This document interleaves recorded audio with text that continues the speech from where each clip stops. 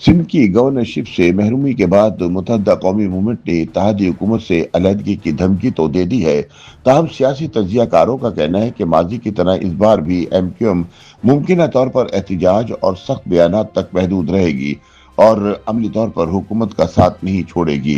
मुबस्सरीन के मुताबिक एमक्यूएम अक्सर सियासी दबाव बढ़ाने के लिए सख्त मौक़िफ़ इख्तियार करती है, लेकिन बिलाखिर वही सियासी हिकमत अमली अपनाती है जिसे तंजिया तौर पर साबिका तनख्वाह पर नौकरी जारी रखने से ताबीर किया जाता है।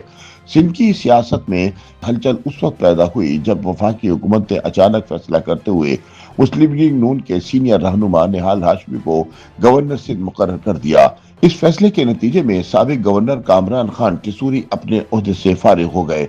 इसके बाद शहबाज शरीफ की क़यादत में वफाकी हुकूमत और मुत्तहदा कौमी मूवमेंट पाकिस्तान के दरमियान ताल्लुकात में तनाव पैदा हो गया। वफाकी हुकूमत के फैसले के मुताबिक सदर मुमलिकत ने वजीर आजम की जानिब से भेजी गई समरी की मंजूरी देते हुए निहाल हाशमी को सिंध का 35वां गवर्नर तैनात किया। इसके बाद उन्होंने अपने ओहदे का हलफ भी उठा लिया। ताहम इस फैसले ने एमक्यूएम पाकिस्तान की क़यादत को सख्त नाराज कर दिया है। एमक्यूएम के सीनियर रहनुमा डॉक्टर फारूक सत्तार ने रद्द अमल देते हुए कहा कि गवर्नर की तब्दीली का फैसला पार्टी को एतमाद में लिए बगैर एक तरफा तौर पर किया गया, जो इत्तेहादी सियासत के उसूलों के मुनाफी है। इसी तरह साबिक मेयर कराची वसीम अख्तर ने भी हुकूमत पर तनकीद करते हुए कहा कि कम अज कम इत्तेहादी जमात को फैसले से पहले एतमाद में लिया जाना चाहिए था।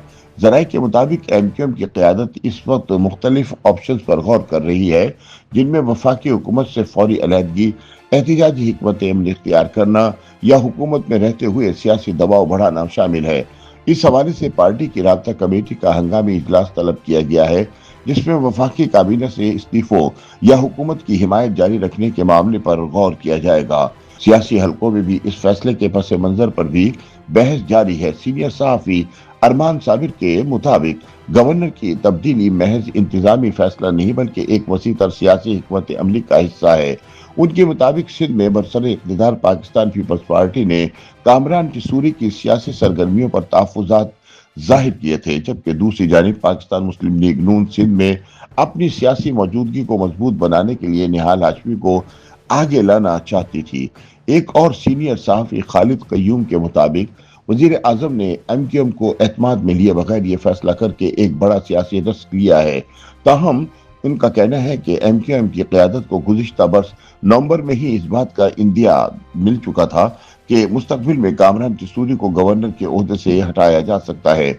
उधर कानूनी माहिर आदिल खान जई का कहना है कि अगर एमक्यूएम वाकई वफाकी हुकूमत से अलहदगी इख्तियार करती है तो इसके नतीजे में कौमी असम्बली में हुकूमत की अददी अक़लियत मुतासिर हो सकती है, जिससे अपोजिशन जमातों को सियासी फ़ायदा पहुँचने का इम्कान पैदा होगा। ताहम सीनियर सहाफ़ी फारूक सवी के मुताबिक मौजूदा हालात में एमक्यूएम की जानिब से हुकूमत छोड़ने का इम्कान कम दिखाई देता है। उनके बकौल इम्कान है कि मुस्लिम लीग नून की क़यादत जल्द ही एक आला सतही वफ्द कराची भेजेगी, जो एमक्यूएम की क़यादत से मुलाकात करके तहफ़्फ़ुज़ात दूर करने की कोशिश करेगा। सियासी तज्ज़ियाकारों का मजमूई तौर पर यही मौक़िफ़ है कि एमक्यूएम पाकिस्तान इस वक्त दबाव की सियासत के जरिए अपने सियासी मफादात का तहफ़्फ़ुज़ चाहती है। ताहम अमली तौर पर वो वफाकी हुकूमत से अलहदगी की बजाय अपने मुतालबात मनवाने की कोशिश करेगी। इसलिए मुबस्सरीन के मुताबिक आने वाले दिनों में सख्त बयानात और मुज़ाकरात का सिलसिला जारी रहेगा, लेकिन इत्तेहादी हुकूमत के खात्मे का इम्कान फिलहाल कम दिखाई देता है।